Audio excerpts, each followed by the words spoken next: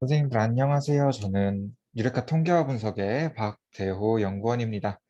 우리 시작하기 앞서서 몇 가지 일단 안내사항 먼저 말씀드리고 그리고 시작하도록 할게요.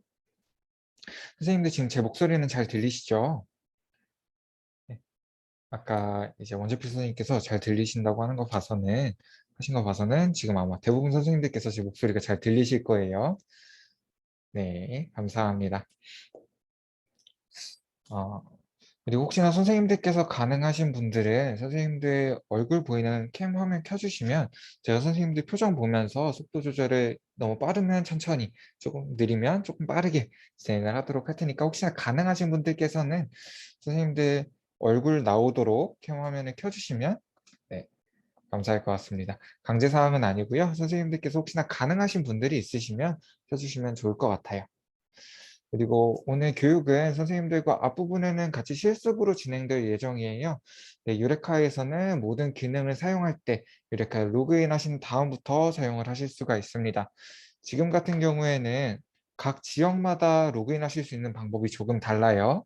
그 로그인 하실 수 있는 방법은 조금 이따가 말씀드릴 거고요. 지금은 제가 교육에 사용되는 임시 아이디랑 임시 패스워드를 화면에 보이시는 대로 입력하시고 들어오시면 좋을 것 같습니다. 유레카에 직접 들어오셔서 화면에 보이는 아이디랑 패스워드 입력하신 다음 유레카에 로그인 하신 상태로 잠시만 기다려 주시면 좋을 것 같아요.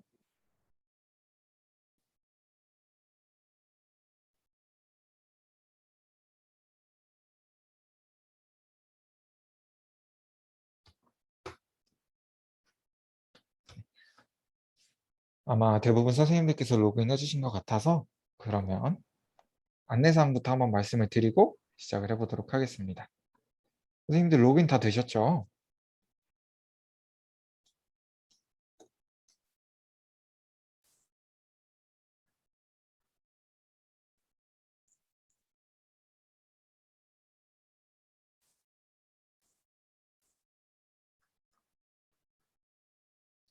선생님들께서 대부분 로그인 되신 것 같아서 오늘 안내사항부터 한번 말씀을 드리고 넘어가도록 하겠습니다.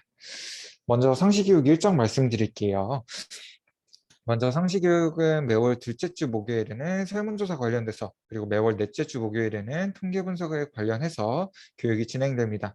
오늘은 넷째 주 목요일이기 때문에 통계 분석에 관련된 상시교육을 진행할 예정이고요. 혹시나 설문조사에 관련된 교육이 필요하신 분들은 9월 둘째 주에 있는 상시교육에 참여해 주시면 좋을 것 같아요. 그리고 두 번째로 강의는 1시간 동안 조금 속도감 있게 진행이 됩니다.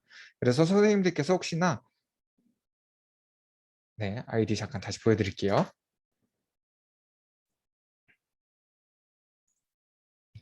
입력을 해주셨네요. 그러면 계속 안내사항부터 전달해 드리도록 하겠습니다. 두 번째 안내사항은 강의는 1시간 동안 조금 속도감 있게 진행될 예정이에요. 그래서 혹시나 선생님들께서 보시다가 나 이 부분 조금 놓쳤다 하시는 분들은 저희가 다시 볼 수 있는 영상을 선생님들 작성해 주신 메일로 보내드릴 테니까 거기서 한번 다시 확인을 해주시면 좋을 것 같습니다. 그리고 세 번째로 질문사항은 채팅창에 남겨주시면 지금 주소와 그리고 아이디 패스워드 올려주셨던 저희 보조 강사님께서 질문에 대한 답변을 해드릴 거예요. 질문은 이제 음소 푸시지 마시고 채팅창에 그대로 해주시면 좋을 것 같습니다. 그러면 이제 유레카 교육을 한번 시작해 보도록 할게요. 먼저 유레카 로그인하는 방법부터 한번 말씀을 드리고 넘어가도록 하겠습니다. 선생님들 아마 지금은 선생님들께서 이렇게 유레카님 접속을 환영합니다 라고 저랑 동일하게 나오실 거예요. 아마 대부분의 선생님들께서 이렇게 나오실 겁니다. 원래대로라면 선생님들께서 이 유레카라고 작성되어 있는 곳에 선생님들 소속된 기관이 나오셔야 돼요. 정상적으로 로그인을 하는 방법을 말씀드릴게요. 유레카에 보시면 오른쪽 하단에 지역 유레카 활용 팁 그리고 이곳에 지역별 로그인 방법이라고 게시물이 있습니다. 이 지역별 로그인 방법을 클릭하시면 각 지역에 따라서 로그인을 하실 수 있는 방법이 달라요. 그래서 각 지역별로 로그인 하실 수 있는 방법을 기재해 두었고요. 사이트를 통해서 로그인 하시는 경우에는 저희가 그 사이트를 연동을 시켜 놨어요. 그래서 클릭해서 바로 로그인 하시고 해당하는 방법으로 유레카에 접속을 해주시면 정상적으로 유레카에 로그인이 되어 있으실 거예요. 네. 그러면 선생님들께서 아마 지금은 다 유레카로 로그인이 되어 있으실 거라서 오늘의 일정을 간단하게만 말씀을 드리고 시작하도록 하겠습니다. 오늘 처음으로는 유레카에서 통계 분석을 사용할 수 있는 방법에 대해서 말씀을 드릴 거고요. 두 번째로 유레카에서 설문조사 후에 통계 분석을 진행할 수 있을 뿐만 아니라 선생님들께서 오프라인으로 설문조사를 받으셨을 경우 원자료만 가지고 계셔도 업로드해서도 분석을 할 수가 있어요. 그렇기 때문에 선생님들께서 오프라인으로 설문조사를 받으셨을 경우에 원자료를 만드는 방법도 같이 알아보도록 하겠습니다. 그리고 요즘 선생님들께서 정말 많이 사용하시는 분석 중에 한 가지더라고요. 사전 사후 검증을 위한 대응 표본 T검정용 자료 만들기도 한번 진행을 해볼 거고요. 마지막으로 통계 분석의 기초와 이럴 때는 이런 분석을 하시면 됩니다. 라고 간단하게 알려드릴 거예요. 거기에 혹시 시간이 된다면 몇 가지 분석을 사용을 했을 때 보고서를 어떻게 작성하면 되는지까지 오늘 함께 알아보도록 하겠습니다. 그러면 먼저 유레카에서 통계 분석을 활용할 수 있는 방법부터 설명을 해드릴게요. 유레카에서 통계 분석을 사용할 수 있는 방법은 총 두 가지가 있습니다. 첫 번째로 선생님들께서 온라인 설문조사를 사용을 해주셨다면 온라인 설문조사에서 바로 통계 분석을 사용해 주실 수가 있어요. 지금처럼 온라인 설문조사의 관리자 페이지에 들어오신 다음 화면 하단으로 내리시면 결과 분석에 통계 분석하기라고 있고요. 이 통계 분석하기를 클릭하시면 저희가 기본적으로 제공해드리는 빈도표와 그래프를 확인하실 수도 있어요. 이 빈도표와 그래프뿐만 아니라 추가적인 통계 분석이 더 필요하다라고 하시는 분들은 상단에 보이는 통계 분석 3.0 버튼을 클릭해서 이스트 3.0이라는 페이지로 넘어올 수가 있습니다. 이 이스트 3.0 페이지에서 왼쪽에 통계 분석 메뉴를 클릭하게 되면 기술 통계량부터 빈도 분석, 교차 분석뿐만 아니라 대응 표본 T검정과 분석 분석, 상관 분석까지 다양한 종류의 통계 분석을 사용을 하실 수가 있어요. 사용하시는 방법을 한 번만 간단하게 보여드릴게요. 우리 빈도 분석, 가장 기본이 되는 빈도 분석만 한번 보여드리면 왼쪽 통계 분석 메뉴에서 빈도 분석을 선택하시고 다음으로 분석을 진행할 변수를 선택해 주신 다음 화살표 아래 버튼을 클릭하셔서 선택 변수로 내려주시면 됩니다. 이때 컨트롤 버튼을 클릭해서 여러 개를 동시에 선택을 하실 수도 있고요. 자료가 연달아서 있다면 쭉 드래그해서도 한꺼번에 선택을 하실 수가 있어요. 다음으로 선택 변수로 내려갔다면 그래프는 선택을 하셔도 되고 하지 않으셔도 괜찮습니다. 저는 원그래프로 한번 받아볼게요. 다음으로 설정을 마무리하셨다면 분석하기 버튼을 클릭하시면 됩니다. 그러면 간단하게 빈도표와 우리가 설정한 그래프까지도 한 번에 받아보실 수 있고 이 결과 화면의 왼쪽 상단에 보시면 저장 버튼이 있어요. 이 저장 버튼을 클릭해서 한글이나 엑셀, PPT, 그리고 PDF와 JPG 같은 이미지 파일로도 받으실 수 있기 때문에 선생님들께서 편하게 아마 결과를 활용하실 수가 있을 거예요. 유레카에서는 지금처럼 온라인 설문조사뿐만 아니라 오프라인으로 선생님들께서 설문조사 하셨을 경우에도 분석이 가능합니다. 선생님들께서 항상 온라인으로만 설문조사를 하셔야 된다면 하실 수 있다면 조금 편하게 사용을 하실 수가 있겠지만 그렇지 못한 경우가 굉장히 많이 있을 거예요. 예를 들어서 응답자들의 연령대가 너무 어리거나 혹은 학부모님들의 연령대가 너무 많을 경우 그럴 경우에도 아마 대부분 온라인 설문조사를 사용하기 어려우신 경우가 있을 거예요. 이런 경우에는 오프라인으로 설문조사를 받으시고 엑셀 파일로 원자료를 가지고 계신다면 업로드해서도 분석할 수 있습니다. 그래서 지금은 선생님들이랑 같이 원자료 만드는 걸 한번 해보도록 할게요. 먼저 선생님들께서 아마 컴퓨터에 대부분 엑셀 파일을 가지고 계실 거예요. 엑셀 파일을 켜셔서 지금 저처럼 띄워주시면 좋을 것 같습니다. 그래서 제가 입력하는 것처럼 하나하나 같이 따라서 만들어 볼게요.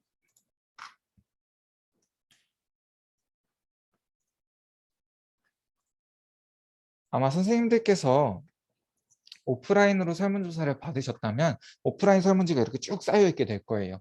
이때 바로 하나씩 하나씩 입력을 하시는 게 아니라 가장 먼저 하셔야 될 거는 화면 우측 상단 혹은 좌측 상단에 설문지 번호를 부여해 주셔야 됩니다.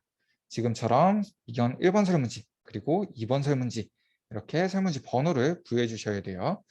이 과정은 학생들에게도 학생들을 관리할 수 있는 학번을 부여해 주는 것처럼 설문조사에도 설문지를 관리할 수 있는 설문지 번호를 부여해 주는 과정이다 라고 생각해 주셔도 좋을 것 같습니다. 다음으로 설문지 번호를 다 입력을 해 주셨다면 가장 먼저 하셔야 될 것은 첫 줄에 우리가 받은 설문지의 개수부터 질문명들을 하나씩 입력을 해주시면 돼요. 가장 처음으로는 설문지 번호, 그리고 문항 1번인 성별, 문항 2번인 학년, 3번은 수업 만족도, 4번은 급식 만족도. 이렇게 질문명을 먼저 입력을 해주시면 됩니다.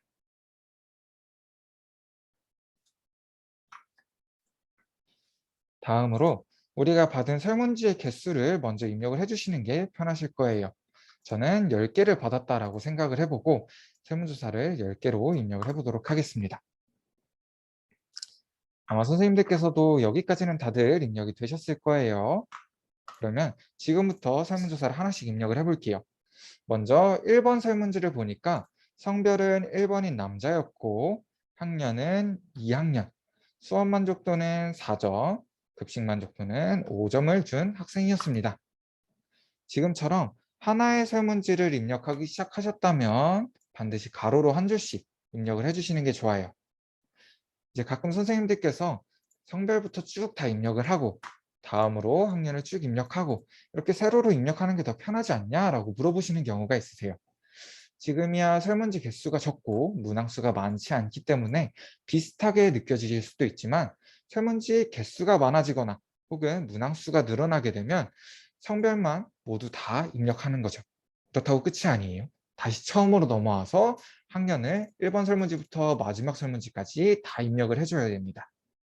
이게 굉장히 복잡하면서도 오류가 많이 나타나는 과정이에요. 특히 가로로 입력하시다가 한 곳에 빈칸이 나타나거나 혹은 특이한 값이 있을 때 이 값은 이 해당하는 설문조사만 확인을 해주면 됩니다. 하지만 세로로 입력하시던 도중에 한 곳에 오타 혹은 빈칸이 발생했었다면 모든 설문지를 다시 한번 확인을 해주셔야 된다는 불편함이 있어요. 그렇기 때문에 선생님들께서 가급적이시면 하나의 설문지를 입력하기 시작하셨을 때 가로로 한 줄씩 입력해 주시는 게 좋다라는 거 꼭 기억을 해주셨으면 좋겠습니다. 지금처럼 1번 설문지를 다 입력을 해주셨다면 다음으로 2번 설문지를 입력해 주셔야겠죠. 다음 2번 설문지를 보니까 성별은 2번인 여자였고 학년은 5학년, 수업 만족도는 3점, 급식 만족도는 2점을 준 학생이었습니다. 이렇게 가로로 한 줄씩 입력해 주셔야 된다는 거 꼭 기억을 해주셨으면 좋겠어요. 다음으로 지금은 임시 파일이기 때문에 임의대로 한번 쭉 채워보도록 하겠습니다.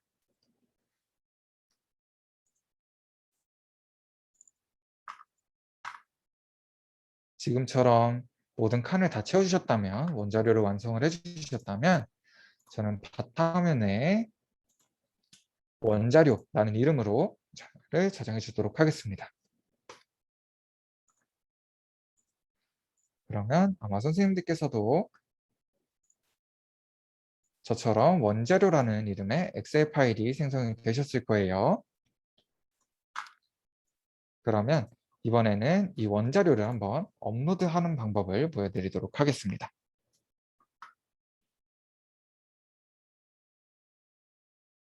다시 유레카로 넘어오셔서 이번엔 유레카에 있는 세 번째 메뉴로 들어갈 거예요. 세 번째 메뉴의 통계 분석 메뉴 중에 내 자료 분석하기로 들어가 주도록 하겠습니다. 내 자료 분석하기를 클릭하면 화면 중간에 돋보기 모양이 있을 거예요. 이 돋보기 모양을 클릭해 주신 다음 우리가 방금 만들었던 원자료라는 이름의 파일을 열어주시면 됩니다. 그러면 파일이 지금처럼 업로드가 되어 있을 거예요. 다음으로 이렇게 파일이 업로드가 되었다면 분석하기 버튼을 클릭해서 유레카에서 먼저 혹 오타가 있는지 혹은 오류가 나타날 만한 게 있는지 한번 검증을 해줄 겁니다. 이때 검증 결과 오류가 검출되지 않았다면 화면 하단에 분석하기 3.0을 클릭해서 아까 보셨던 것과 마찬가지로 이스트 3.0을 들어가 주실 수가 있습니다. 이곳에서는 우리가 앞서 만들었던 문항명들이 쭉 나타나게 돼요. 이번에는 별도로 분석을 해보진 않을게요. 다음으로 선생님들 아마 요즘 선생님들께서 정말 많이 사용하시는 것 중에 하나가 사전사후 검증을 많이 사용을 하시더라고요. 대응표본 T검정이라고 해서 사전조사와 사후조사를 합쳐서 분석하는, 차이를 검증하는 분석을 많이 사용하시는데 이때 사용하는 자료를 만드는 방법을 한번 보여드릴게요. 제가 채팅창에 두 가지 자료를 한번 올려드리겠습니다. 올려드릴 테니까 선생님들께서 혹시나 따라하실 분들은 같이 한번 따라해 주셔도 괜찮을 것 같아요. 제가 사전조사와 사후조사 원자료를 하나씩 보내드릴게요. 그리고 사전조사, 사후조사를 받으셨다면 지금 제가 하는 것처럼 같이 따라서 만들어주시면 좋을 것 같습니다.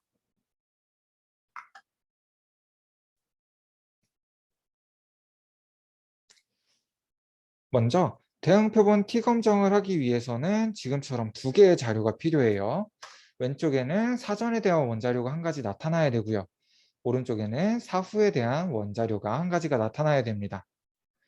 이곳에서 분석을 하기 위해서는 이 두 자료를 합친 통합 파일 한 가지가 더 필요해요. 그래서 지금 그 통합 파일 만드는 방법을 보여드리도록 할게요. 먼저 사전조사와 사후조사를 둘 다 켜두셨다면 가급적이면 왼쪽에는 사전조사가 오른쪽에는 사후조사가 오도록 작성을 해주시는 게 좋습니다. 다음으로 사후조사에서 선생님들께서 분석하실 자료들을 쭉 다 드래그해서 마우스 오른쪽 버튼 클릭하신 다음에 복사를 해주시고 다음으로 사전조사에서 분석할 자료 오른쪽으로 자료를 그대로 붙여 넣어 주시면 됩니다. 굉장히 간단한 과정이죠. 근데 제가 이 과정을 보여드리는 이유가 종종 선생님들께서 사후조사를 왼쪽에다 두시고 사전조사를 오른쪽에 두신 다음에 분석을 하시는 경우가 있으세요. 이런 경우에도 분석 결과는 동일하게 나타나지만 분석의 부호가 반대로 나와서 사전에 비해서 사후의 값이 올랐음에도 불구하고 떨어진 것처럼 보일 수가 있습니다. 그렇기 때문에 가급적이시면 왼쪽에는 사전에 대한 자료가 오른쪽에는 사후에 대한 자료가 오도록 자료를 만들어 주시는 게 좋아요. 이렇게까지 만들어 주셨다면 이번에는 다른 이름으로 저장해서 바탕화면에 통합이라는 이름으로 파일을 저장해 주도록 하겠습니다. 다음에 통합이라고 파일을 저장해 주도록 할게요. 가끔 선생님들께서 저희가 사전조사에 사후조사 걸 붙여넣다 보니까 사전조사 파일 그대로 저장하시는 경우가 있으세요. 근데 그렇게 하지 마시고 가급적이시면 다른 이름으로 저장하셔서 통합이라는 이름으로 파일을 하나 따로 가지고 계시는 게 좋아요. 지금처럼 저장을 해주셨다면 이번엔 마찬가지로 작업 중이시던 파일은 닫아주시고 이번엔 유레카의 세 번째 메뉴인 통계 분석의 두 번째 수업 효과성 분석으로 들어가 주도록 하겠습니다. 선생님들께서 종종 물어보세요. 내 자료 분석하기와 수업 효과성 분석의 차이가 뭐냐? 라고 물어보시는데 두 개의 기능 차이는 하나도 없어요. 대신에 차이가 하나 나타나는 건 수업 효과성 분석에서는 제가 방금 보여드린 사전조사와 사후조사를 하나로 합치는 과정을 밑에 표시해 두고 있고요. 내 자료 분석하기에서는 제가 앞서서 보여드렸던 원자료 만드는 방법이 밑에 나타나 있다라는 차이만 있고 기능상의 차이는 하나도 존재하지 않아요. 이번에는 수업 효과성 분석에서 한번 업로드를 해보도록 하겠습니다. 수업 효과성 분석으로 들어와 주셨다면 화면 가운데 돋보기 모양을 클릭해 주셔서 우리가 방금 만들었던 통합이라는 파일을 업로드 해주도록 하겠습니다. 다음으로 분석하기 버튼을 클릭하시면 마찬가지로 한번 오류 검출을 해줄 거고요. 다음으로 분석하기 3.0을 클릭해서 이스트 3.0으로 넘어가시면 여러 가지 분석을 사용을 하실 수가 있어요. 지금은 제가 대응 표본 T 검정, 사전 사후 분석을 하는 방법을 한번 보여드리도록 할게요.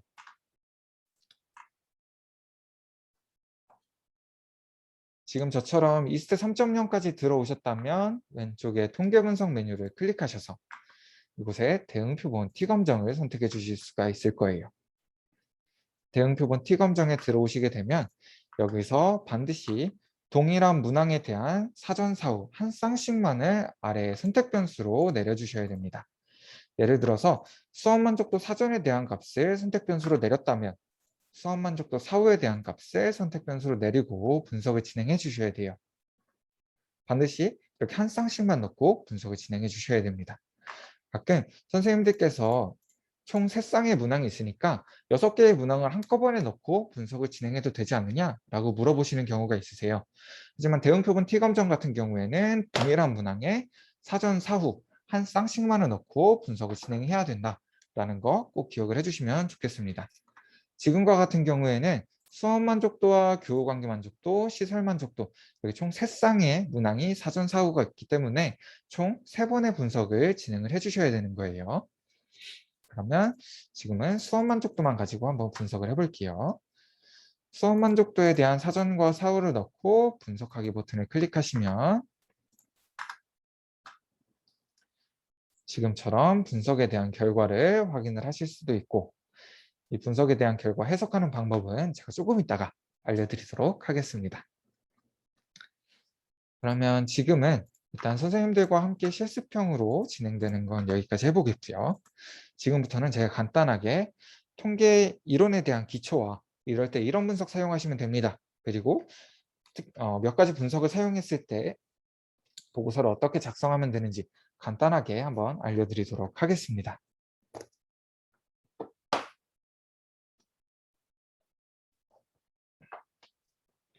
먼저 통계 분석의 기초부터 한번 살펴보고 넘어갈게요. 통계 분석 같은 경우에는 변수의 형태에 따라서 사용할 수 있는 통계 분석의 방법이 달라지게 됩니다. 특히 이 변수의 형태 같은 경우에는 선생님들께서 설문조사를 만드실 때 이미 정해지게 돼요. 그렇기 때문에 선생님들께서 특정한 분석을 사용해야 된다라고 하시면 응답 받으시기 전에 설문조사 만드실 때 이걸 한번 확인을 해주세요. 그리고 나서 만드시면 아마 문제 없이 분석을 다 진행을 하실 수가 있을 거예요. 최근에도 선생님들께서 종종 문의를 주세요.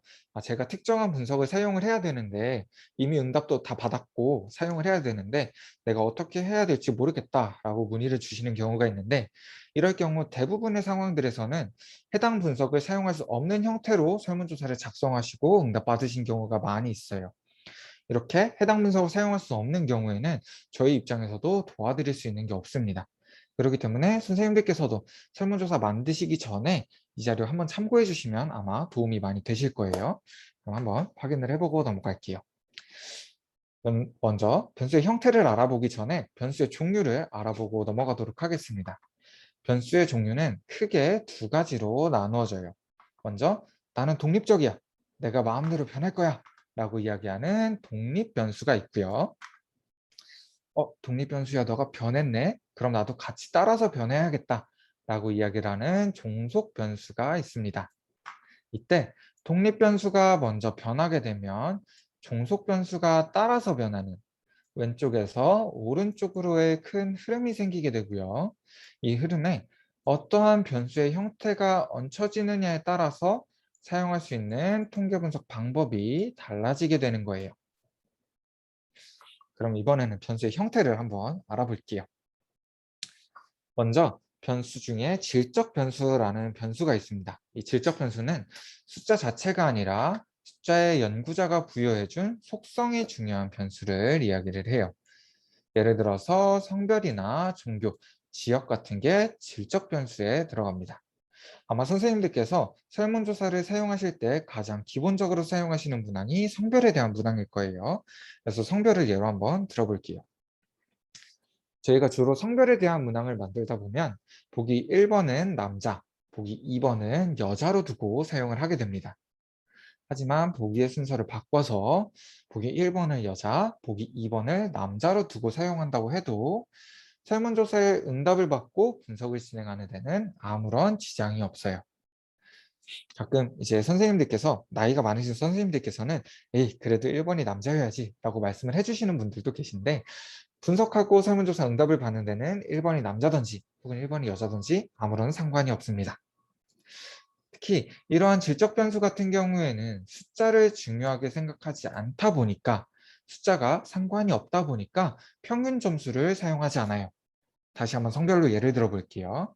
우리가 보기 1번을 남자, 보기 2번을 여자라고 했을 때 1번과 2번의 평균인 1.5는 성별에서 아무런 의미를 가지지 않습니다.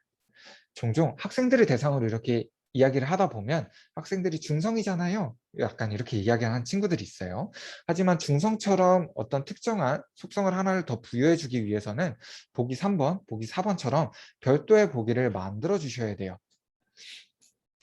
질적 변수 같은 경우에는 지금처럼 평균을 중요하게 생각하지 않는 대신에 평균을 보지 않는 대신에 남자는 몇 명이고 몇 퍼센트 있는지 여자는 몇 명이고 몇 퍼센트 있는지에 대한 응답자의 수와 백분율을 중요하게 생각합니다. 질적 변수는 숫자가 중요하지 않고 속성이 중요한 변수라면 반대로 양적 변수는 숫자 자체가 중요한 변수를 이야기해요. 예를 들어서 시험 점수나 키, 몸무게 등이 있습니다.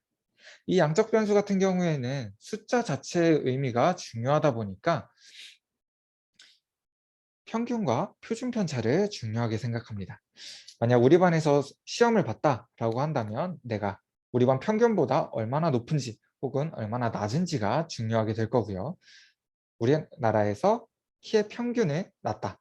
우리나라의 키의 평균이 나타났다. 라고 한다면 내 키가 평균보다 얼마나 큰지 혹은 얼마나 작은지가 중요하게 생각하게 되겠죠. 그래서 양적 변수는 평균과 표준 편차를 중요하게 생각하게 됩니다. 이때 질적 변수로도 양적 변수로도 모두 사용할 수 있는 문항 유형이 한 가지가 존재해요. 선생님들께서 주로 만족도 문항에서 많이 사용하셨을 척도형 문항이 그 주인공입니다. 주로 만족도 문항을 사용하면 선생님들께서 5점 척도를 많이 사용하실 거예요. 그래서 5점 척도를 예로 한번 들어볼게요.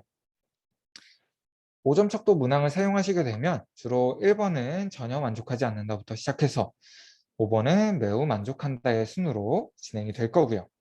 이때 각각의 보기를 질적 변수로 보고 전혀 만족하지 않는다는 몇 명이고 몇 퍼센트가 응답했는지, 만족한다와 매우 만족한다는 각각 몇 명이 응답을 했고 그게 총 몇 퍼센트 있는지를 확인할 수도 있고, 반대로 전혀 만족하지 않는다를 1점부터 시작을 해서 매우 만족한다를 5점으로 두고 이 만족도에 대한 평균 점수도 확인을 하실 수가 있겠죠.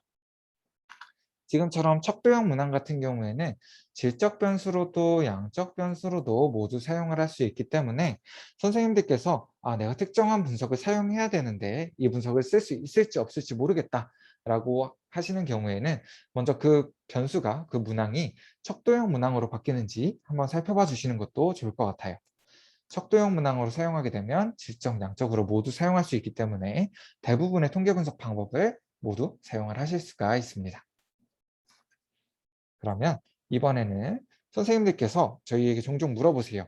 내가 어떨 때 어떤 분석을 사용해야 될지 잘 모르겠다 라고 물어보시는 분들이 많으셔서 제가 이럴 때는 이런 분석 사용하시면 됩니다 라고 간단하게만 알려드리도록 하겠습니다.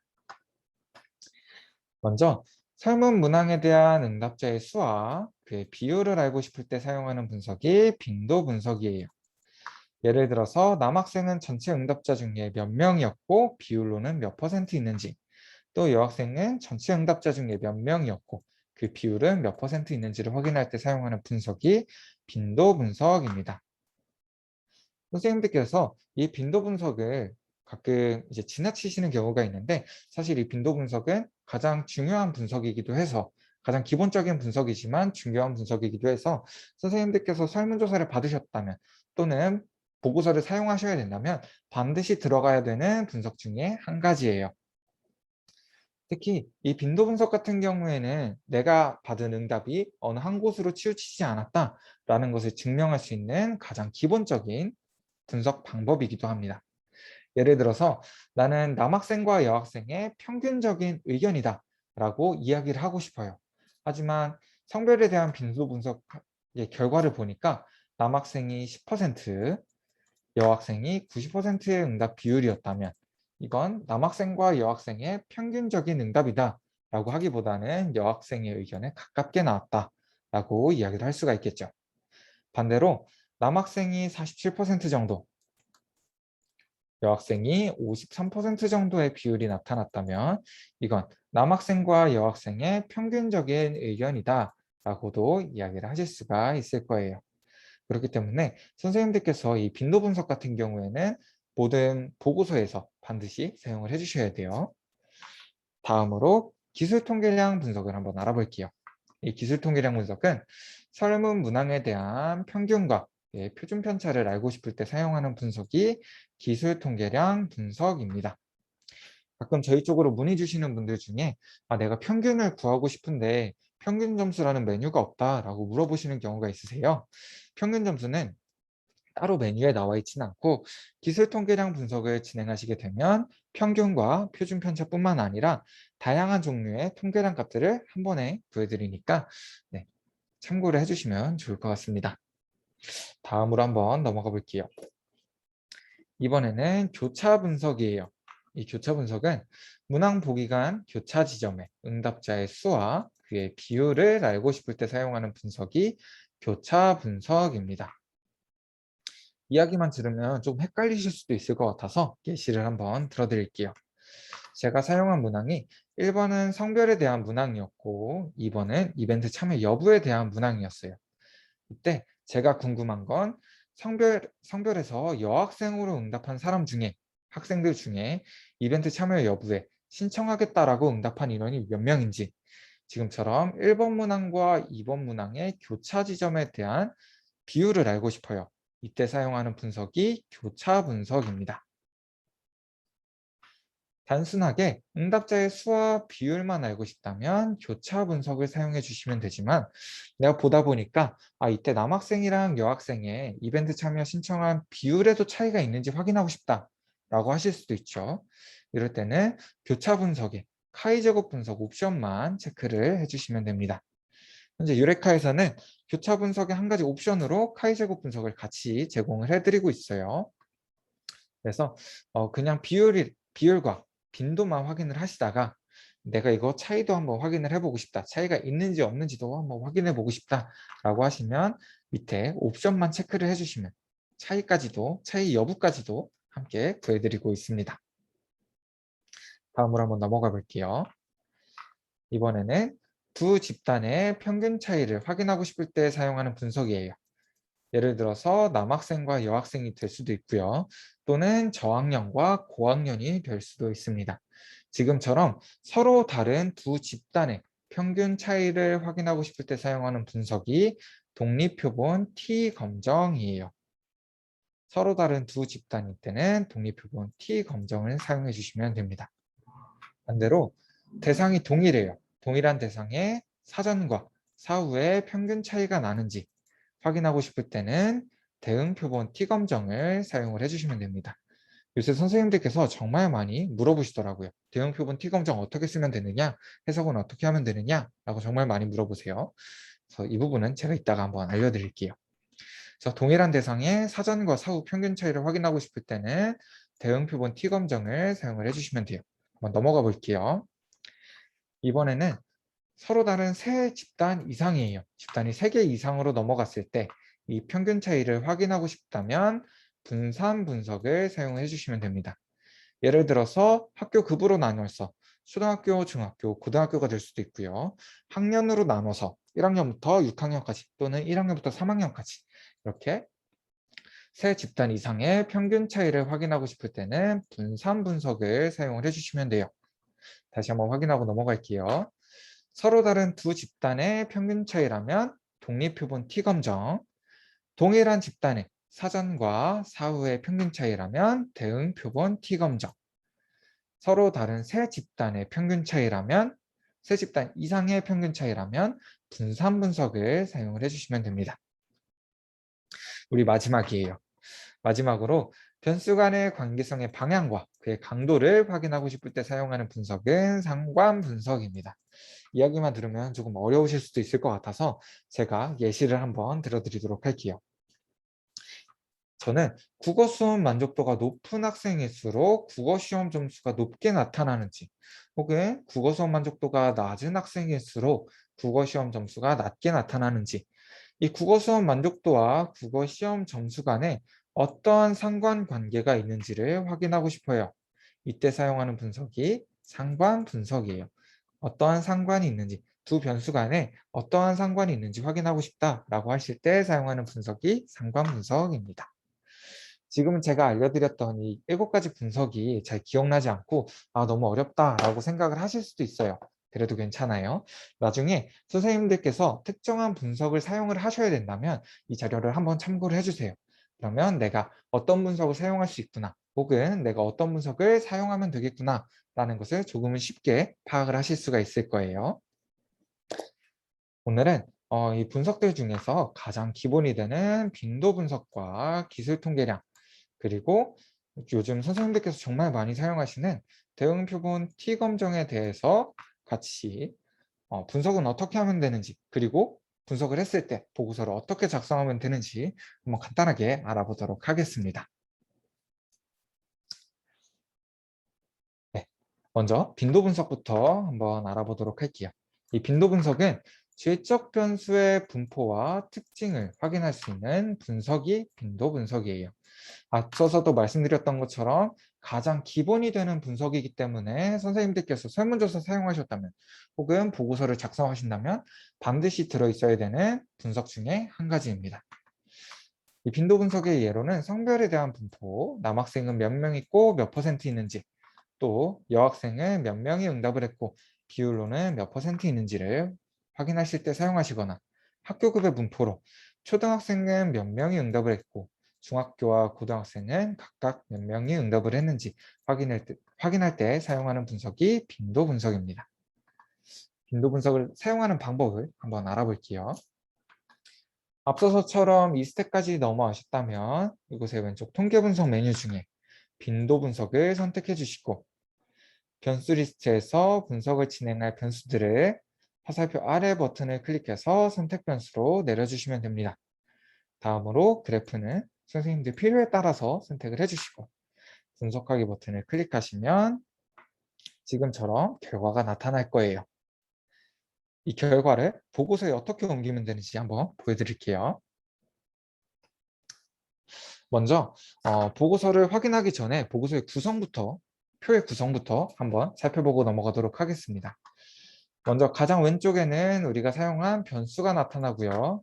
중간에는 그 각각의 변수의 사례수가 나타나게 됩니다. 그리고 오른쪽에는 그 사례수가 총 비율이 얼마인지 이렇게 작성을 해주시면 돼요. 여기서도 선생님들께서 가장 많이 놓치시는 부분 중에 하나가 전체에 대한 응답을 빼고 작성하시는 경우가 굉장히 많이 있으시더라고요. 하지만 이 전체에 대한 응답은 반드시 작성을 해주셔야 됩니다. 지금이야 남학생이 47명, 여학생이 53명, 합치면 100명, 이게 한눈에 들어오실 수가 있지만 보기의 수가 많아지거나 혹은 응답자의 수가 늘어나게 되면 전체 응답이 몇 명인지 한 번에 모르실 수가 있어요. 그렇기 때문에 반드시 가장 먼저 전체에 대한 응답이 몇 명인지 항상 기술을 해주셔야 돼요. 다음으로 우리가 사용한 변수가 들어있어야 되고요. 이 변수에 대한 각각의 보기와 각각 보기의 사례수는 몇 명인지, 그리고 응답 비율은 몇 퍼센트 있는지를 입력을 해주시면 됩니다. 지금은 성별과 학교급 두 가지에 대해서만 입력을 했지만 선생님들께서 추가적으로 더 문항들을 분석하셨다면 아래로 하나씩 하나씩 더 붙여서 입력을 해주시면 돼요. 그러면 이 빈도 분석을 어떻게 해석을 하면 되는지 한번 알아보도록 하겠습니다. 먼저 모든 통계 분석에 대한 보고서는 내가 어떤 것을 위해 무슨 분석을 사용했다라는 목적과 분석 방법이 함께 기술이 되어 있어야 합니다. 한번 해볼게요. 전체 응답 학생의 성별 학교급의 분포를 확인하기 위해서 빈도 분석을 실시하였다. 지금처럼 사용한 목적과 분석 방법을 먼저 기술을 해주시고, 빈도 분석 같은 경우에는 변수가 두 가지일 때는 어떤 건 먼저 기술해 주셔도 상관이 없어요. 앞에서부터 천천히 기술해 주시는 게 더 좋을 수도 있습니다. 한번 해볼게요. 성별은 남학생이 47%, 여학생이 53%의 분포를 보이는 것으로 나타났다.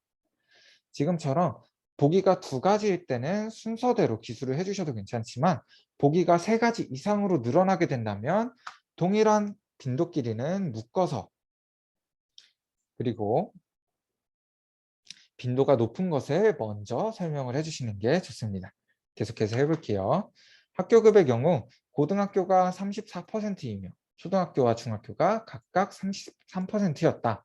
지금처럼 빈도가 높은 것을 먼저, 동일한 것끼리는 묶어서 설명을 해주시면 선생님들께서 보고서 작성하실 때 훨씬 편하게 작성을 하실 수가 있을 거예요. 그러면 다음으로 한번 넘어가 보도록 하겠습니다.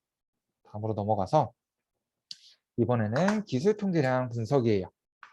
이 기술 통계량 분석은 양적 변수의 특징을 확인할 수 있는 분석이에요. 예를 들어서 평균을 구하거나 표준 편차를 구할 때 사용하는 분석이 기술 통계량 분석입니다. 선생님들께서 만약에 평균 점수 구하시는 문항을 사용을 했다라고 한다면 마찬가지로 이 기술 통계도 반드시 들어있어야 하는 분석 중에 한 가지예요. 이 기술 통계의 예로는 우리 반 기말고사의 평균 점수 또는 만족도 조사의 평균 점수나 키나 몸무게의 평균을 구할 때 사용하는 분석이 기술 통계량 분석입니다. 마찬가지로 기술 통계량 분석을 위해서는 이스트 3.0까지 들어오신 다음 왼쪽 통계 분석 메뉴에 기술 통계량 분석을 선택을 해주시고, 우리가 분석을 진행할 양적 변수들을 아래 선택 변수로 내려주신 다음 분석하기 버튼을 클릭해 주시면 됩니다. 지금은 5점 척도의 문항들을 양적 변수로 보고 한번 분석을 진행해 볼게요. 그러면 지금처럼 여러 가지 결과가 쭉 나타나게 될 거예요. 여기서 다른 분석 결과는 사용을 하셔도 되고 하지 않으셔도 괜찮지만, 제가 반드시 결과에 사용하셔야 되는 거 세 가지를 알려드리도록 할게요. 처음으로 총 관측치가 몇 개인지, 두 번째로 평균은 몇 점인지, 평균이 얼마가 나타났는지, 그리고 마지막으로 표준 편차는 얼마가 나타났는지, 이 세 가지에 대해서는 선생님들께서 반드시 사용을 해주셔야 됩니다. 선생님들께서 평균이 중요한 건 많이들 알고 계시는 것 같아요. 네, 표준 편차의 의미를 모르시거나 혹은 표준 편차가 중요한 걸 잘 모르시는 분들이 많으신 것 같아서 제가 평균과 표준 편차에 대해서 간략하게 알려드리고 넘어가도록 하겠습니다. 먼저 제가 두 가지 예시 자료를 가지고 왔어요. 평균 3.8에 표준 편차 1.0인 국어 수업 만족도와 평균 3.1에 표준 편차가 1.5인 수학 수업 만족도 두 가지를 가지고 왔습니다. 이 자료를 가지고 한번 평균과 표준 편차가 어떤 의미인지를 한번 살펴보도록 할게요. 먼저 국어 수업 만족도부터 한번 살펴보도록 할게요. 국어 수업 만족도에 대한 자료가 이렇게 쭉 분포가 되어 있어요. 각각 점점으로 이렇게 분포가 되어 있다고 할 때 이 모든 자료값들을 대표할 수 있는 값이 평균인 3.8입니다. 이 모든 결과값을 대표할 수 있는 값이 평균인 3.8이고, 이 평균인 3.8을 기준으로 플러스 1 표준 편차인 4.8, 마이너스 1 표준 편차인 2.8, 이 사이에 대부분의 응답값들이 다 포함이 되어 있다라는 것을 이야기해요. 현재는 플러스 1 표준 편차, 마이너스 1 표준 편차라면 이 전체 응답값의 약 70%가 이 범위 안에 들어있다라고 이야기를 합니다. 우리 수학 수업 만족도를 가지고 다시 한번 살펴볼게요. 수학 수업 만족도에 대한 자료가 이렇게 쭉 분포되어 있다고 할 때 이 모든 값을 대표할 수 있는 값이 평균인 3.1, 그리고 이 3.1을 기준으로 플러스 1 표준 편차인 4.6, 마이너스 1 표준 편차인 1.6, 이 사이에 대부분의 응답값들이 있는 것을 이야기해요. 여기서 보시면 선생님들도 지금 보시면 아마 아셨을 거예요. 표준 편차가 커지면 커질수록 평균으로부터 더 넓게 분포가 되어 있죠. 반대로 표준 편차가 작아지면 작아질수록 조금 더 평균에 몰려있는 형태로 자료가 분포되게 됩니다. 지금처럼 평균은 자료를 대표할 수 있는 값이고, 표준 편차는 그 대표한 값을 기준으로 자료들이 어떻게 분포를 하고 있는지에 대한 정보이기 때문에 선생님들께서 평균을 사용하셨다면 표준 편차도 반드시 함께 사용을 해주셔야 된다라는 것을 꼭 기억을 해주셨으면 좋겠습니다. 그러면 우리가 앞서 나왔던 결과를 보고서에 어떻게 옮기면 되는지 한번 살펴보도록 할게요. 먼저 마찬가지로 구성을 한번 살펴보고 넘어가도록 하겠습니다. 가장 왼쪽에는 우리가 사용한 변수 목록이 나와야 되고요. 중간에는 각각의 그 변수들에 대한 평균, 그리고 표준 편차가 나타나야 됩니다. 여기서도 선생님들께서 가장 많이 빼두시는 부분 중에 하나가 전체에 대한 응답값들을 빼두시는 경우가 굉장히 많아요. 하지만 이 전체에 대한 응답값은 선생님들께서 통계 분석 사용하셨다면 반드시 들어있어야 되는 자료예요. 그렇기 때문에 이 전체에 대한 응답값도 반드시 포함을 시켜주시면 좋을 것 같습니다. 다음으로 선생님들께서 평균과 표준 편차만 사용을 하시면 이렇게 여기까지만 사용을 해주셔도 괜찮지만 평균과 표준 편차뿐만 아니라 추가적인 통계량 값들을 더 사용을 하신다. 예를 들어서 최대값이나 최소값을 사용하시게 된다 라고 한다면 표준 편차 오른쪽으로 한 칸씩 한 칸씩 더 늘려나가시면 돼요. 그러면 이 표를 한번 해석을 해보도록 하겠습니다. 마찬가지로 내가 무엇을 위해서 어떤 분석을 진행했는지 목적과 방법이 들어있어야 돼요. 학생들의 각 만족도의 특징을 알아보기 위해서 기술 통계량 분석을 실시하였다. 지금처럼 목적과 방법을 먼저 기술을 해주시고 5점 척도의 질문 중 국어 수업 만족도에 대해 평균은 3.8점으로 응답자들이 대체로 국어 수업에 만족에 가까운 것으로 확인되었다. 계속 이어서 해볼게요. 수학 수업 만족도에 대해서는 평균이 3.88, 학교생활 만족도는 평균이 3.81로 나머지 두 변수 또한 보통 이상임을 확인할 수 있었다. 라고 기술을 해주시면 됩니다. 지금은 제가 구술을 하기 때문에 표준 편차 값은 별도로 읽어주지는 않았지만 선생님들께서 보고서를 작성하신다면 평균 오른쪽으로 표준 편차 값은 같이 기술을 해주셔야 돼요. 그리고 이렇게 기술 통계량을 해석하다 보면 종종 선생님들께서 물어보시는 경우가 있어요. 왜 국어 수업 만족도는 평균이 3.8인데 만족에 가까운 것으로 나타났고 수학 수업 만족도와 학교생활 만족도는 오히려 국어 수업 만족도보다 평균이 높은데 보통 이상이다 라고 작성을 하셨냐? 라고 물어보시는 경우가 있으세요. 저희가 주로 보통 5점 척도를 사용을 하게 되면 이 중에 3점은 보통, 4점은 만족 이라고 사용을 하게 되죠. 그래서 3점을 넘어서 4점을 가깝게 되면 예를 들어서 3.7까지는 조금 애매할 수 있지만 3.8, 3.9 이렇게 4점에 가깝게 되면 이걸 만족에 가까운 것으로도 볼 수 있고 또는 내가 이걸 좀 보수적으로 보겠다라고 하시는 분들 같은 경우에는 보통 이상이다 라고도 작성을 하실 수가 있어요. 이거는 연구자님들의 선택이에요. 연구자님들 각각의 선택인데 내가 이걸 만족으로 보는 게 조금 유리하다 라고 하시는 분들 같은 경우에는 3.8이 넘어가게 될 경우 만족에 가까운 것으로 나타났다 라고도 말씀을 해주실 수가 있고 또는 나는 이걸 만족을 좀 보수적으로 보겠어. 나는 만족을 조금 타이트하게 보겠어. 라고 하시는 분들께서는 4점에 가깝게 나타나더라도 보통 이상이다. 라고 작성을 해주셔도 괜찮습니다. 이건 연구자님들의 선택이에요. 그러면 우리 마지막으로 대응표본 T검정에 대해서 한번 알아보고 오늘 강의를 마치도록 하겠습니다. 먼저 이 대응표본 T검정 같은 경우에는 사전 점수와 사후 점수의 평균 차이를 확인할 수 있는 분석이 대응표본 T검정이에요. 이 대응표본 T검정 같은 경우에는 주의하셔야 될 게 크게 세 가지가 존재합니다. 첫 번째로 시간의 차이를 두고 사전조사와 사후조사를 실시하셔야 돼요. 예를 들어서 학기 초에 사전조사를 진행하셨다면 학기 말에 사후조사를 진행하시거나 또는 학년 초에 사전조사를 진행하셨다면 학년 말에 사후조사를 진행하시는 것처럼 시간의 차이를 두고 사전조사와 사후조사를 실시해 주셔야 됩니다. 특히 이 시간 차이 같은 경우에는 1년을 넘지 않는 것이 중요하다라고 이야기를 하시고요. 보통 학생들을 조사하시는 경우에는 가급적이면 방학을 끼지 않는 것이 좋다라고 많이들 이야기를 하시더라고요. 특히 방학 동안 학생들의 생각의 변화가 많이 되면서 이게 내 수업에 대한 효과인지 혹은 학생들의 생각의 변화인지를 확인하기 어려워지는 경우가 종종 발생한다고 해요. 그렇기 때문에 가급적이시면 방학을 끼지 않고 사전 사후 조사를 진행하시거나 또는 최소한 1년을 넘지 않도록 사전 사후 조사를 진행해 주시는 게 좋습니다. 두 번째로 동일한 대상, 동일한 인원으로 사전 사후 조사를 실시해 주셔야 돼요. 예를 들어서 사전조사에 5학년 3반 30명을 대상으로 조사를 진행하셨다면 사후에도 마찬가지로 5학년 3반 30명을 대상으로 조사를 진행해 주셔야 됩니다. 만약에 선생님들께서 사전에는 30명을 대상으로 조사를 진행하셨어요.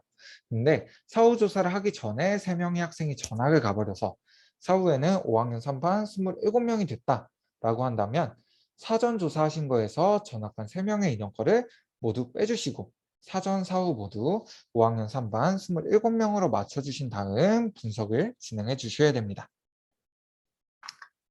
우리 마지막으로 동일한 문항을 사용해서 사전조사와 사후조사를 진행해 주셔야 됩니다. 가끔 선생님들께서 사전조사는 급하게 만드시고 사후조사 하시기 전에 막 이것저것 논문도 찾아보시고 공부하시면서 문항을 바꾸시는 경우가 있으세요. 하지만 이런 경우에는 대응표본 T검정을 사용을 하실 수가 없습니다. 반드시 동일한 설문지를 사용해서 사전조사와 사후조사를 진행해 주셔야 돼요. 이거는 우리가 앞서 진행해봤던 사전조사와 사후조사를 하나의 파일로 합치는 과정이고요. 대응표본 T검정을 진행하기 위해서는 이스트 3.0에서 왼쪽에 통계 분석 메뉴로 들어오신 다음 대응표본 T검정을 선택해 주시면 됩니다. 다음으로 동일한 문항의 사전과 사후 한 쌍씩만을 아래 선택 변수로 내려주시고 분석하기 버튼을 클릭해 주시면 돼요. 반드시 한 쌍씩만을 넣고 분석을 진행해 주셔야 된다는 거 꼭 기억을 해주셨으면 좋겠어요. 그래서 지금 같은 경우에는 수학 공부의 즐거움, 국어 공부의 즐거움 두 쌍이 있기 때문에 총 분석을 2번 진행해 주셔야 되는 거예요. 그러면 우리 결과표를 한번 확인해 보도록 하겠습니다. 결과표가 뭔가 되게 많이 나왔죠. 이곳에서 제가 선생님들께서 반드시 확인하셔야 되는 거, 보고서에 작성하셔야 되는 게 어떤 건지 알려드리도록 할게요. 먼저 대응표본 T검정 같은 경우에는 사전 점수와 사후 점수의 평균 점수 차이를 확인하는 분석이기 때문에 사전과 사후에 대한 평균이 들어있어야 되고요. 평균이 나오면 따라 나와야 하는 표준 편차도 함께 사용을 해주셔야 됩니다. 다음으로 제가 앞서서도 모든 분석을 사용하셨다면 관측치가 몇 개인지, 총 몇 개의 자료를 사용했는지를 항상 함께 표시해 주셔야 된다라고 말씀을 드렸을 거예요. 그래서 이 빈도까지도 함께 사용을 해주셔야 돼요. 다음으로 그래프는 선생님들께서 사용을 해주셔도 괜찮고 사용하지 않으셔도 괜찮아요. 그리고 대응표본 상관 같은 경우도 선생님들께서는 굳이 사용하지 않으셔도 상관이 없습니다. 다음으로 우리는 대응표본 T검정을 사용하기 때문에 이 T값을 사용을 해주셔야 되고 이 T값이 통계적으로 유의미한지를 알려주는 유의 확률 값을 함께 사용을 해주셔야 돼요. 우리 지금은 유의 수준과 유의 확률에 대해서 잠깐만 알아보고 넘어가도록 하겠습니다. 아마 선생님들께서 P값이 0.05보다 작으면 통계적으로 유의미하다. 혹은 유의 확률 값이 0.05보다 작으면 통계적으로 유의하다 라고 하는 것을 한 번쯤은 들어보셨을 거예요. 네, 이때 사용되는 이 0.05의 값을 우리는 유의 수준이다 라고 이야기를 합니다. 이 유의 수준은 동일한 분석을 100번 실행을 했을 때 통계적으로 유의미하다고 할 수 있는 오류의 최대 수준을 이야기를 해요. 이 0.05를 기준으로 한다면 우리가 동일한 실험을 100번 진행했을 때 오류가 5번보다만 적게 나타나면 우리는 그걸 통계적으로 유의미하다고 하겠다라는 의미인 거예요. 주로 사회과학 분야에서는 0.05, 100번 중에 5번보다만 적게 나오면 되는 걸 많이 기준으로 삼고 있습니다. 하지만 이게 건설 쪽이나 혹은 의학 통계 쪽으로 넘어가다 보면 훨씬 더 작은 수치를 사용을 하고 있어요. 이번엔 유의 확률에 대해서 한번 알아볼게요. 이 유의 수준은 우리가 설정해준 기준이에요. 우리가 100번 중에 5번보다만 적으면 우리가 통계적으로 유의미하다고 하겠다라고 이야기하는 우리가 설정해준 기준이라면 이 유의 확률 값은 우리가 가지고 있는 자료를 가지고 통계 분석을 진행을 해봤을 때 내가 가진 자료가 오류가 나타날 확률이에요. 이 유의 확률은 내가 실제로 통계 분석을 해보니까 내가 가진 자료가 오류가 발생할 확률을 이야기를 합니다. 그때 유의 수준, 유의 확률 값이 나타난 P값이 우리가 설정해준 기준보다 작으면 우리는 이걸 통계적으로 유의미하다라고 이야기를 하는 거예요. 특히 이 유의 수준 같은 경우에는 우리가 앞서 분석할 때 이미 설정을 해주고 넘어왔습니다. 분석하기 보면 검정 방법의 유의 수준이 0.0으로 이미 설정이 되어 있는 걸 선생님들께서 지금은 확인하실 수 있으실 거예요. 그러면 이 유의 수준과 유의 확률을 가지고 우리의 분석 결과를 한번 해석해 보도록 하겠습니다. 분석 결과를 한번 확인을 해 보도록 할게요. 우리가 설정해 준 기준은 100번 중에 5번보다만 적게 나타나면 돼요. 0.05보다 작으면 됩니다. 우리가 설정해 준 기준이죠. 기준은 100번 중에 5번보다만 적으면 되는데 우리가 사용한 분석의 결과를 보니까 0.000으로 나타나고 있어요. 통계에서는 사실 0%라는 확률은 존재하지가 않습니다. 어느 수치까지 내려가다 보면 일정량의 수치값이 생기게 돼요. 그래서 0.000이라고 작성을 하셔도 틀린 것은 아니지만 내가 통계에 대한 강의를 한 번이라도 들어봤다라고 하신다면 0.001보다 작은 값이다 라고 사용을 해주시는 게 조금 더 정확한 수치예요. 이 0.001은 사회과학 분야에서 사용하는 정말 작은 수치값이 0.001입니다. 그래서 이 0.001보다 작은 값이다 라고 표시를 해주시는 게 조금 더 정확하게 작성을 해주시는 거예요.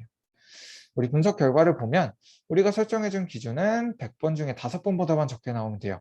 0.05보다 작으면 되는데 우리가 나타난 분석 결과를 보니까 1000번 중에 한 번보다도 오류가 적게 나타나요. 우리가 설정해준 기준보다 훨씬 더 오류가 나타날 확률이 적기 때문에 우리는 이걸 통계적으로 유의미하다고 할 수가 있는 거예요. 그러면 우리는 이 자료를 어떻게 보고서에 옮기면 되는지 한번 확인을 해보도록 하겠습니다. 먼저 구성을 한번 살펴볼게요.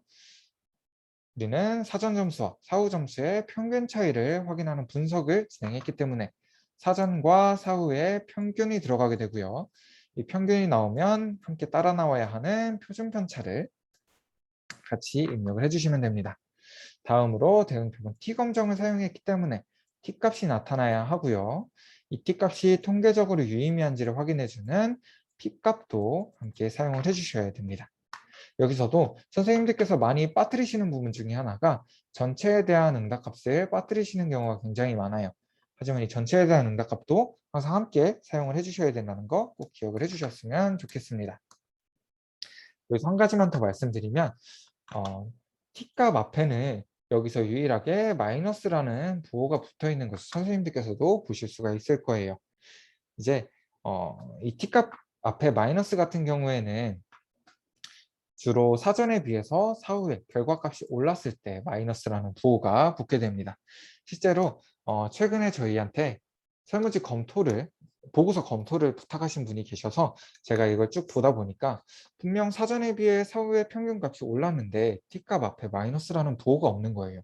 그래서 선생님 이거 지금 혹시 조금 분석 결과가 잘못됐거나 조작이 되었을 가능성이 있다. 혹은 오타가 나타났을 가능성이 있을 것 같다.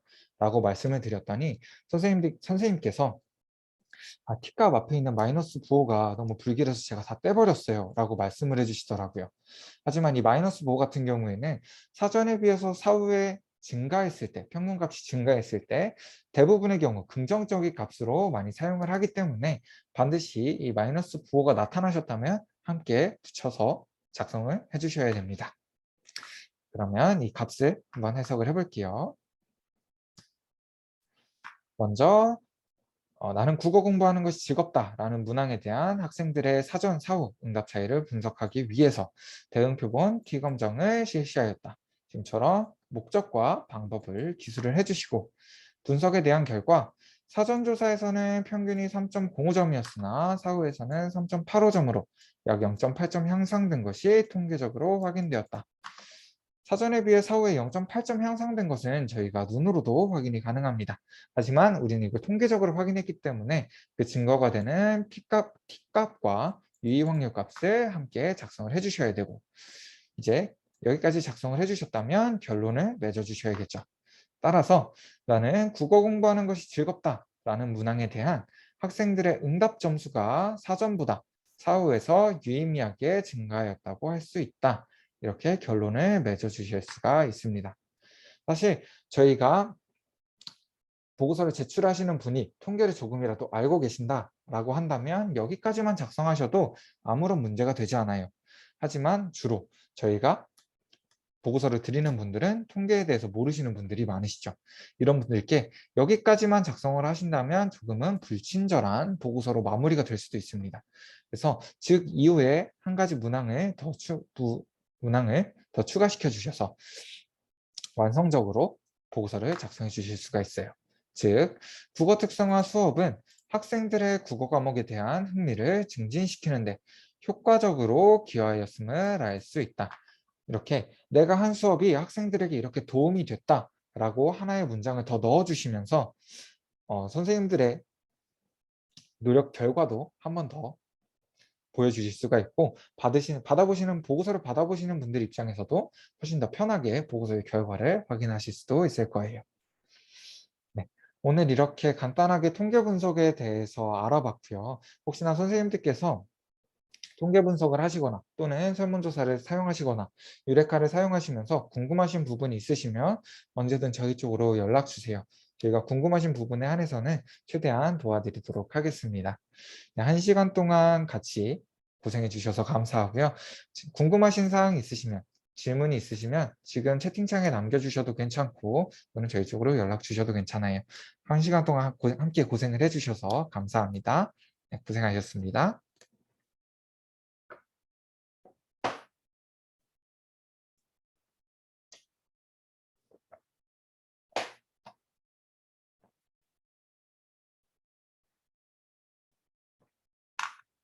감사합니다. 혹시나 질문 있으신 분들 계시면 남아서 질문해 주셔도 괜찮아요.